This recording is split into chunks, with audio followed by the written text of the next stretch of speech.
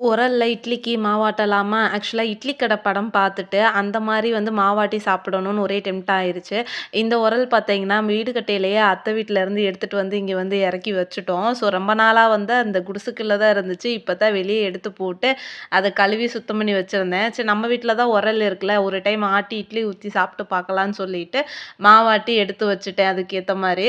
So இன்னைக்கு ஃப்ரைடேன்றனால பார்த்தீங்கன்னா, பூஜைலாம் போட்டு சாமியெல்லாம் கும்பிட்டு முடிச்சுட்டு, ஸ்ரீக்கும் சாமி கும்பிட்டு முடிச்சாச்சு. ஸோ, அதுக்கப்புறம் பார்த்தீங்கன்னா, கார்த்தியும் வந்துட்டாங்க. அவங்க வரையில காலிஃப்ளவர் சில்லி வாங்கிட்டு வந்திருந்தாங்க. ஸோ, ஓகே அது வரவுமே அவங்க கொண்டு வரவுமே பின்னாடியே ஓடியாந்துருச்சு. ஏன்னா ஸ்ரீமையோட மோப்பம் முடிச்சுட்டே பின்னாடியே வந்துட்டாங்க. ஸோ, நான் சாப்பிடையில வாயிலருந்து ஒழுகிட்டு இருக்கு அதுக்கு. நம்ம குடுப்பாளா, மாட்டாளா, இல்ல அவளே சாப்ட்டுருவாளா அப்படின்னு சொல்லிட்டு வாலாட்டிட்டு பார்த்துக்கிட்டே தான் இருந்துச்சு. பட் ஆனா, அதுக்கு இப்ப தான் உடம்பு க்யூர் ஆயிட்டு வந்திருக்கு. ஸோ, இதையும் குடுத்து அத இது பண்ண வேண்டாம்னு சொல்லிட்டு ஸ்ரீக்கு குடுக்கல.